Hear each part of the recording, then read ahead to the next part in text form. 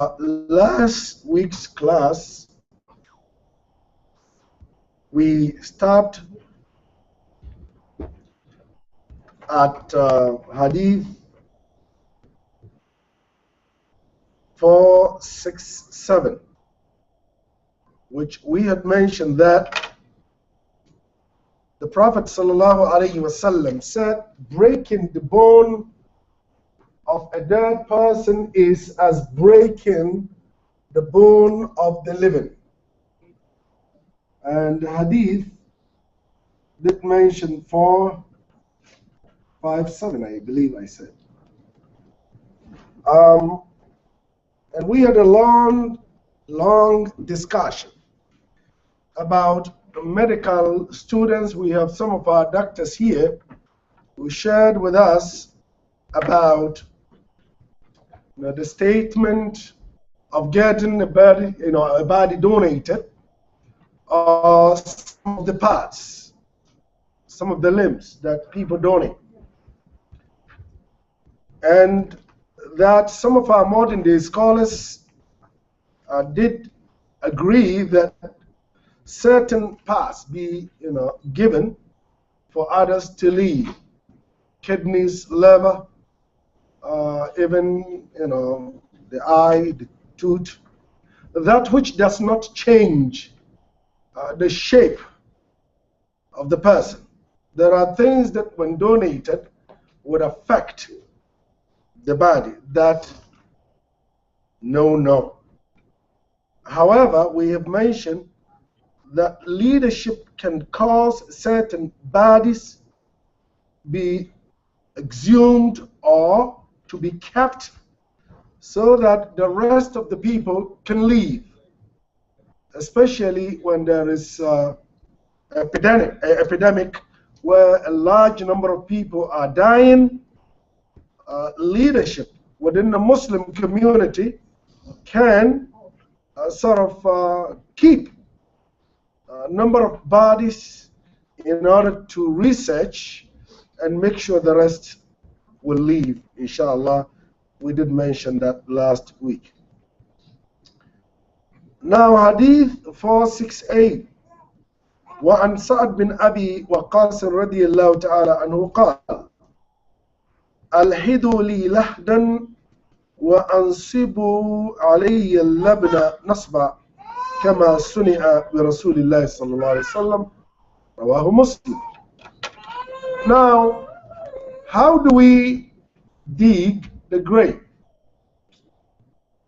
It is very important that we keep the graves normal and not adorn, not raising buildings on them. Because usually when that happens, it becomes something that others would worship or may worship, maybe not your time, but generations to come.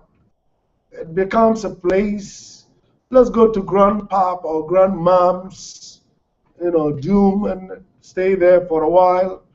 Now, the Prophet ﷺ discouraged building on the grave for many reasons. It is we who need builders.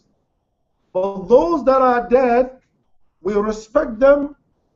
Of course, they have returned back to a humble place and leave it as such. It's humble. But because he's rich, we are spending millions of dollars on his grave. No. The living needs the money and not the dead. The dead needs the dua. We give zakah, we give all that we can in order to keep the community going. But to spend money adorning a grave is unsunnatic. And therefore, the hadith here is saying, one of the great companions, Sa'd bin Abi Waqqas, said, look, when I die, because he was asked, how do we bury? And he said, dig a niche, meaning al-lahad. Al-lahad is a hole Not the way we bury here. Okay, a hole. This is a hole. Or this is the grave. And this is the Qibla. And then in the grave, you dig from inside. From inside here. And then the body will be lying here. You are not digging from the top. Here, we will dig from the top down here. And then from inside towards the Qibla, we will dig inside. And that is where the body would be kept.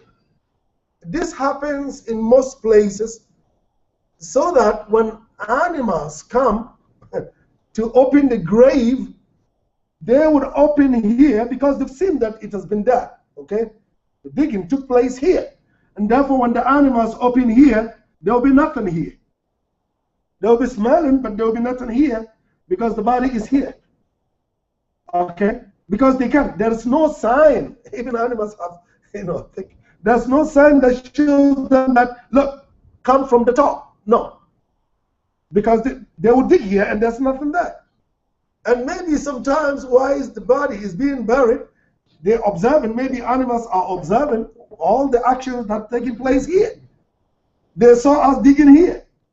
Okay? Now the body is not sitting here, the body is sitting here. And that is Allah. Ashik is what we do here. That is this.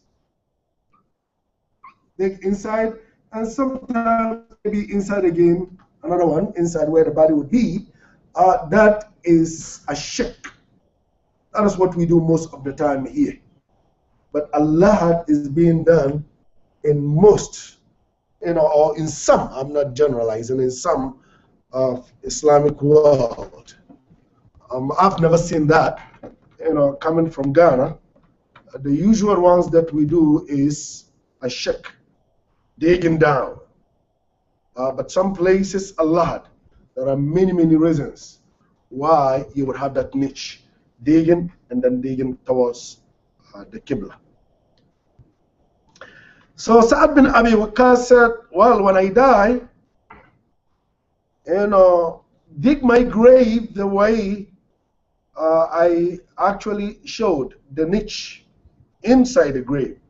وَأَنْصِبُوا عَلَيَّ اللَّبْنَ نَسْبًا.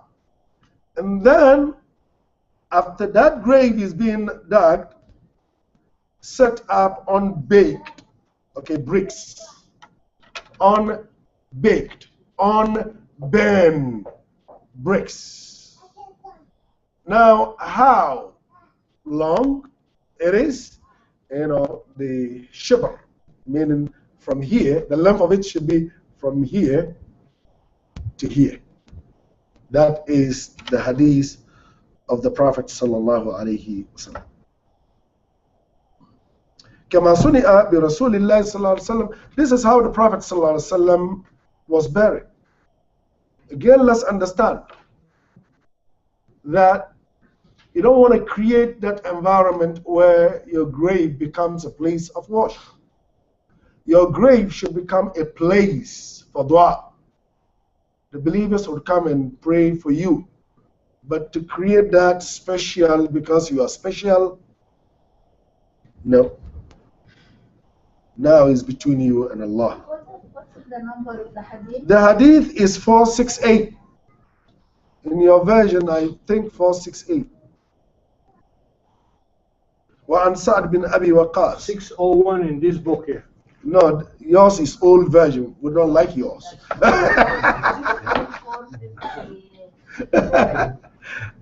Yours is how? What is the number? This 601. 601. I think This one. big people have this. I don't know the secret. Dr. Tipu has that version too. 601, right? Yeah, but the number is not wrong. The 457. You said 468. 468. Maybe you are right, Sister Huda. You are right. Because I keep going back and forth in my brain. You are right, Sister Huda. It's 468. Well, the hadith that we just read is in Muslim. And remember what we say every time. Islam, definitely you need your reasoning to understand Islam. However, ours is based on textual evidence. Okay? You just cannot do anything and call it Islam. Well, you may do something and call it, this is my own way. But as you mention it, Islam, you have to have a clear-cut textual evidence. Now, our evidence is either from the Quran or the Sunnah of the Prophet ﷺ. Now, when we speak about the Sunnah, it ought to be authenticated, especially if it is not in the two major books, Bukhari and Muslim. If it is in Abu Dawood and others, because now when somebody goes to our cemetery and sees the way it is being done, definitely will start asking, are all these people poor people? Don't we have rich men amongst them? Because they have to adorn it and build nice building. But then we will tell them, Islamically, that is how our graves ought to be. But it doesn't mean also that we should abandon our responsibilities. Sister Huda was just sharing with me, and I knew you guys mentioned yesterday that you'll be having a meeting with, I know one of them is here. We're gonna give him left and right. That our cemetery is not kept well. It's too bushy now, and the youth, since we went 3 months ago. No, not this year. Not this year? No. Oh no, not this year. No, last time is Okay, we'll discuss about that to see when we would go before Ramadan. not gonna be able to do anything. The grass has to be cut there because when you're walking, you don't know where you're walking. You can walk in top of the grave because the grass is up to here. And I'm not sure We having a problem with the guy Jamil, Okay, It's a now. contract, and he's so we actually I'm going to meet with him tomorrow Okay, good. because he's Okay, our leadership is meeting with the brother difficult. Yeah. tomorrow to make sure that, yes, it doesn't mean, there was even a time when the youth went to the cemetery, there was an imam here, it became a khutbah, okay? It became a khutbah. One of the imams said, why? Do they want to, make our graves like the graves of the Yahud and Nasara? In Albany here, somebody gave a khutbah about it, and I was told, as I forget, some of us are sick. Do you want to leave our graves? Don't take care of them? Nothing? No. This is common sense. We have to clean the place, let it look nice, so that you don't go there praying and then all of a sudden there are snakes all over. I don't do that. This common sense. And so he gave a khutbah about me and the youth going there and cleaning. That's sick. Sickness can cause people to say anything, or jealousy can also cause people to say whatever they say. We would continue to take care of it and make sure that, inshallah, we keep it nice. Since we are not allowed to build buildings, but these are people, these are Muslims. Some of them, when they were living, they were rich people. And therefore, we should make sure that at least we will keep the place nice so that people can go there and pray. There are some places in the world where even on the day of Eid, people would go there, from the Musalla or anywhere they pray, they go there and then remember their loved ones who have passed. Yes. With the graves and the people, they have the grave higher, that doesn't mean they are rich. Let's bring their tradition from their own country and make it here. Yeah. That's because I know people there, and I know they were not very, very rich in dunya, and they were really very nice people. But the tradition, the family bring it with him from their country. They make them do that. Yes. Yes, Sister Huda, I agree with you 100%. That when I mentioned, some of them were very, very rich. We are not looking at the buildings that they build, showing this. These are part of what we've, imported. It has nothing to do with Islam. Now there is a ta'zir, warning, that we should not do that. We got regulation actually. You can't do that. Okay. We don't care. Okay, good. Which one you got. There is a warning, a ta'zir. We are being warned. We would read. We are being warned not to build buildings on top of the grave. That's it. Well, if you are doing it in your country, it doesn't mean it should be halalized, because we are doing it in my country, and therefore, it ought to be done. And sometimes that's part of the challenges that I go through here. It's being done in India, in Pakistan, in Egypt, and therefore we have to adopt it. No, I'm sorry, we don't do that. If you have any textual, because I'm not leading Egyptian people here or Pakistani people here, I'm imam of the community, and therefore whatever we do, we have to be able to substantiate that. Now, those warnings that we read, it doesn't also mean that that person, because there is building on top of his grave, he's going to the hellfire. We did not say that. But we've said it very clearly. It is against the sunnah of the Prophet ﷺ. Now, quickly, let's finish. وَلِلْبَيْهَكِي عَنْ جَابِرٍ رَضِيَ اللَّهُ تَعَالَى عَنْهُ نَحْوَ وَزَادَ وَرُفِعَ قَبْرُهُ عَنِ الْأَرْضِ قَدْرَ شِبْرٍ. The Prophet ﷺ's grave was raised about one span. We've said it earlier like this. So if it shouldn't be flat. The grave should not be completely flat. Then we will not be able to recognize it. But at least it should be shibr, meaning the height should be of that span. That's what the hadith of the Prophet ﷺ has said. Now let's read these and then maybe give opportunity for questions and discussions. وَلِمُسْلِمٍ أَنْهُ نَهَى رَسُولُ اللَّهِ صَلَّى اللَّهُ عَلَيْهِ وَسَلَّمَ أَنْ يُجَسَّسَ الْقَبْرِ. Look at this very clear. وَأَنْ يُقْعَدَ عَلَيْهِ وَأَنْ يُبْنَى عَلَيْهِ. Three things the Prophet warned. This hadith is in Muslim. And again, we are mentioning it so that you will know. If you choose to follow your own desire, congratulations. But don't call it Islam, or I have to do it. Now, the Prophet ﷺ said in Muslim that, no, the Prophet actually warned. He warned one, graves to be plastered, okay, with either cement or anything. Plastering, the Prophet warned, don't do it. Two, وَأَنْ يُقْعَدَ عَلَيْهِ. Do not sit on top of the grave. Now guess what? When it is plastered, it becomes a seat for a lot of people. How many times would people sit on top of graves and begin to discuss issues of the dunya?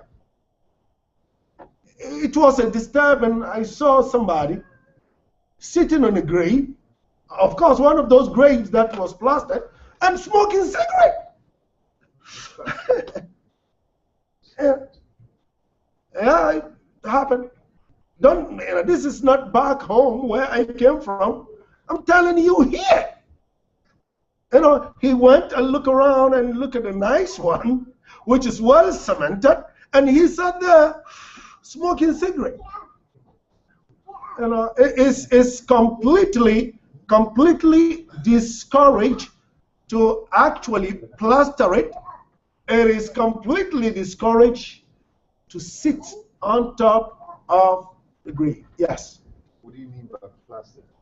Plastering, using, we know the word plaster, using a cement to plaster a house to look smooth. To make a plaster. Yeah. Or Around even the grave. Around the grave. Just make a big or even wall. a fence around it. Build a fence. Yeah. Build around the grave, bricks used.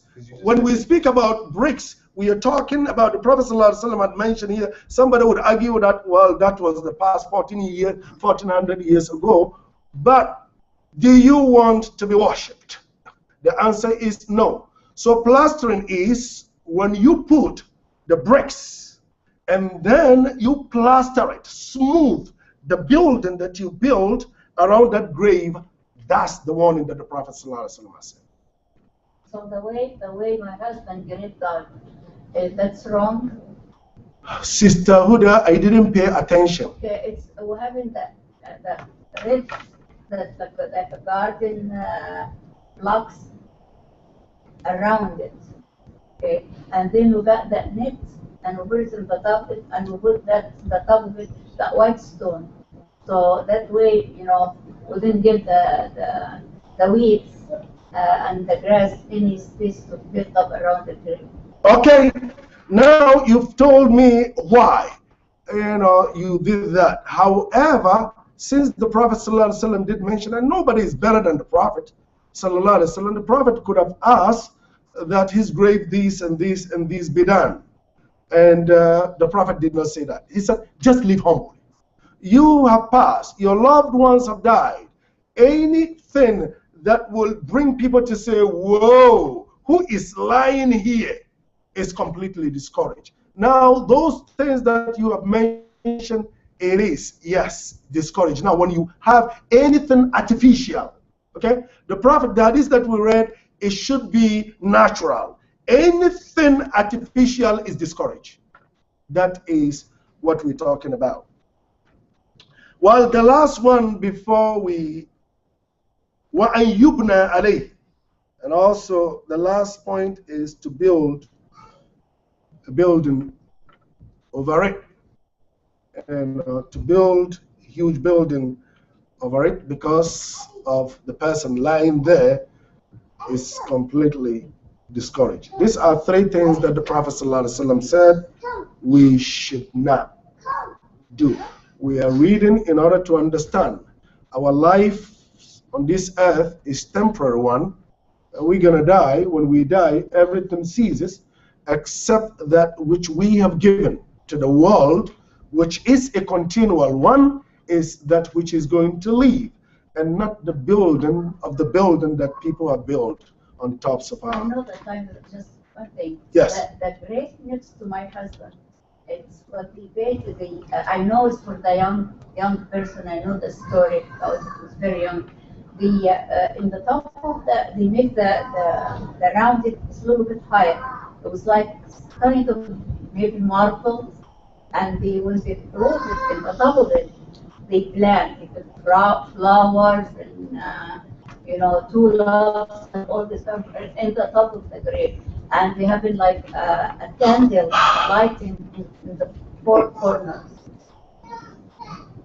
Here, you've mentioned earlier, we brought some of the things back home. And sometimes we have learned, we have borrowed from, when you come to where I came from, we borrowed from people who are not Muslims. When you look at people from India and Pakistan, how many times have we borrowed things from Hinduism?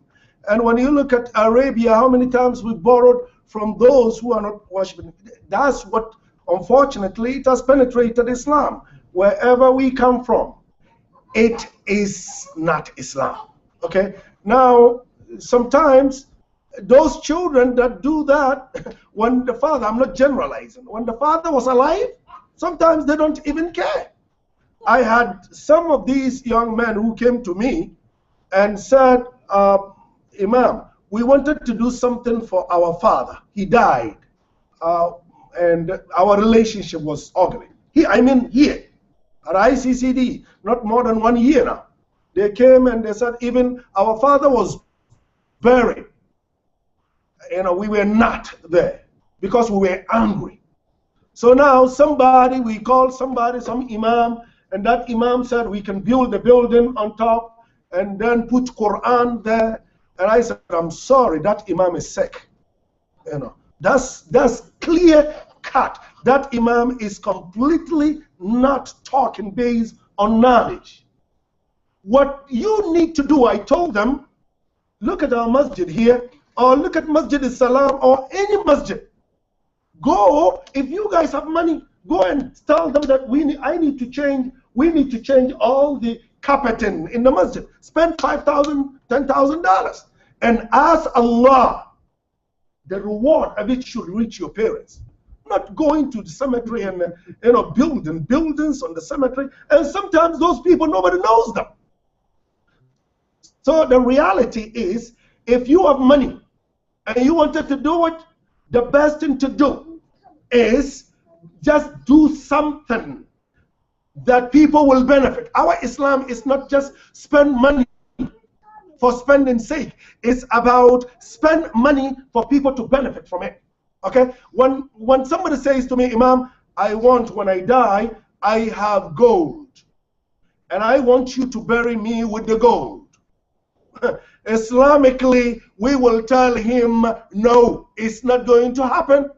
He said, well, Imam, if you did not do it, then I'm going to give my money to some, Look, okay, bring the money, bring the gold. I'll keep it in my office. When you die, then we will decide what. You die, we bury you with only pieces of white cloth. Done. Gold, we're going to give it to your family. They need it. The community needs it. But to go and build a building on a grave, it is unsunnatic. We read it here. You want to follow your desires? Congratulations. Walhamdulillahi Rabbil Alameen. Wassalatu wassalam ala ashraf al-mursaleen Sayyidina Muhammad wa alihi wa sahbihi wa man wala. Next week, I believe I was hearing that there would be graduation on the 15th of weekend school. Who was weekend? Brother Dr. On the 15th, right? Yeah. What time? Usually in the morning. Probably Saturday morning or something, right? No, it's Sunday morning. Oh, Sunday So morning. will it affect our class? 11? I think it's about the same time. It's about the same time. So which means we cannot do both. The graduation last year was going there in the building, and we still have the halaq because we only got 2 more for Ramadan. Okay. So you suggest that we have our halakha. Yes. Also Father's Day. Father's Day. Congratulations, our father. Sheikh Sabr, congratulations, our father. We congratulate you. So I think, if we think we should come next Sunday, raise your hand. Oh my God. Nobody? Nobody's coming? I'm out of town. Okay, if you think we should not come, raise your hand. Because those guys, they got the... Okay, well, because of time, I'm sorry, because of time, Ramadan is here. Next week we would speak about Ramadan, and next 2 weeks, Ramadan, we are done. So we are coming next week, inshallah. Subhana rabbika rabbil izzati amma yasifun, wa salamun